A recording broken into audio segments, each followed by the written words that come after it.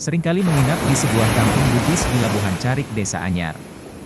Dan di tempat terdapat sebuah sekolah rakyat, SR.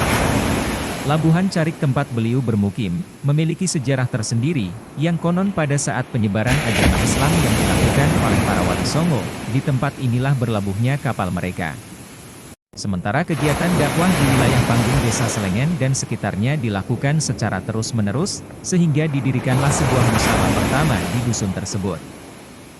Sebagai tempat untuk mengumpulkan jamaah yang mau belajar ilmu agama.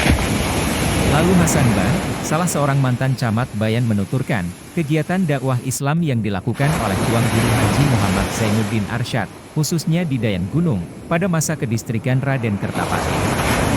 Melihat dakwah Islam semakin berkembang di Bayan, membuat sebagian masyarakat menaruh rasa dendam, bahkan mengalami tekanan dari masyarakat sekitar. Ini terjadi, karena sebagian masyarakat menilai, dengan berkembangnya dakwah Islam di Bayan, akan dapat merusak keyakinan terutama tentang adat istiadat yang diwariskan dari nenek moyang mereka. Padahal pada faktanya, selama melakukan misi dakwah di Bayan, sedikit pun tidak pernah terdengar kabar, kalau dirinya menyinggung persoalan adat istiadat. Salah satu bentuk tekanan yang dilakukan oleh sebagian mereka adalah memutuskan hubungan jual beli barang. Dan inilah salah satu cara menghentikan dakwahnya. Hal ini terjadi bukan saja terhadap dirinya, namun juga terhadap pengusaha yang berasal dari Mambon Lombok Timur. Tekanan seperti ini tidak berlangsung lama, karena pada akhirnya masyarakat setempat menyadari bahwa Tuan Guru Haji Muhammad Zainuddin Arsyad dalam berdakwah tidak pernah menyinggung masalah adat istiadat yang berkembang di masyarakat. Kegiatan dakwah yang dijalankan oleh ulama sufi yang memiliki 6 orang putra ini tampaknya membuahkan hasil yang cukup menggembirakan. Demikian juga dengan kegiatan yang dilakukan di Sembalun Bawang dan Bumbung, yang masyarakatnya tidak jauh berbeda dengan masyarakat di Bayan kala itu. Di Sembalun, ketika beliau datang untuk berdakwah sangat jarang ditemukan masyarakatnya yang menjalankan ibadah sholat 5 waktu. Kondisi ini tidak menyurutkan semangat perjuangannya dalam mendakwahkan ajaran Islam yang sempurna. Melalui pendekatan jual beli barang, sang Tuan Guru muda ini sedikit demi sedikit memberikan pelajaran kepada setiap orang yang ditemuinya di Sembalun. Awalnya, memang banyak menolak ketika diajak menunaikan sholat dengan berbagai alasan. Ada yang beralasan tidak memiliki pakaian, dan ada juga yang memang benar-benar tidak mengetahui tata cara melaksanakan ibadah sholat. Memberikan sesuatu kepada orang yang membutuhkan merupakan perbuatan amal yang sangat mulia. Inilah yang ditunjukkan oleh Tuan Guru Haji Muhammad Zainuddin Arsyad. Bagi masyarakat yang beralasan tidak memiliki pakaian, diberikan secara cuma-cuma asalkan mereka mau mengerjakan sholat. Dan bagi mereka yang belum mengerti cara beribadah, beliau ajarkan dengan penuh lemah lembut dan sabar, sampai orang tersebut bisa beribadah.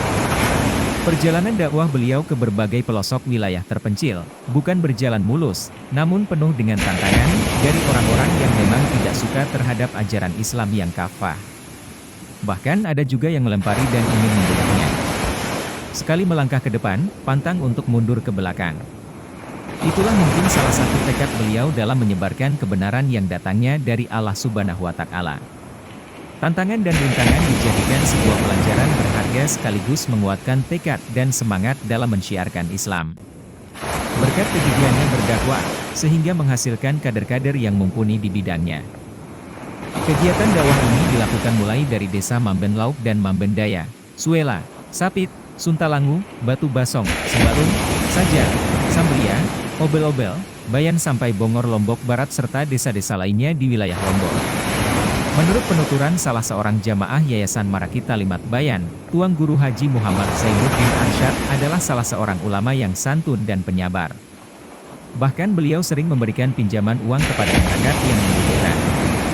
Beliau tidak segan-segan membebaskan hutang kepada seseorang apabila orang tersebut mau menjalankan syariat Islam sepenuhnya.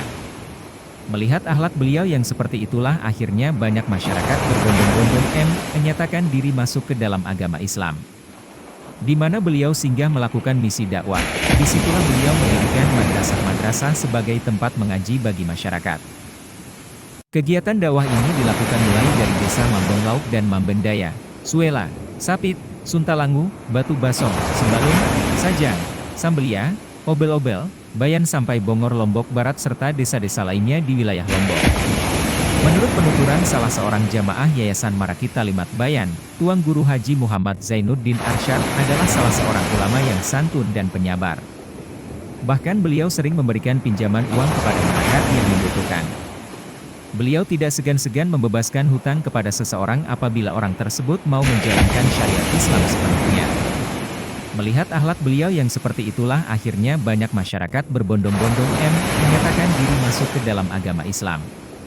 Di mana beliau singgah melakukan misi dakwah, disitulah beliau mendirikan madrasah-madrasah sebagai tempat mengaji bagi masyarakat. Merintis pondok pesantren dan Yayasan Maraki Talimat selain melakukan dakwah keliling, Tuan Guru Haji Muhammad Zainuddin Arsyad juga merintis sebuah majelis ta'lim Darul Ulum.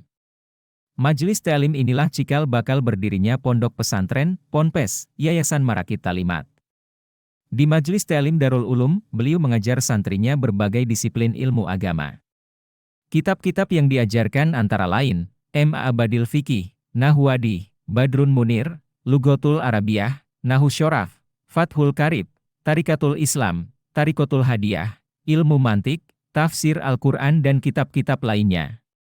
Perkembangan majelis ta'lim yang dibinanya semakin hari terus mengalami kemajuan yang cukup signifikan, sehingga tempat belajarnya tidak mampu lagi menampung para santri yang berdatangan menuntut ilmu. Melihat kondisi tersebut, beberapa tokoh masyarakat menyarankan agar mendirikan tempat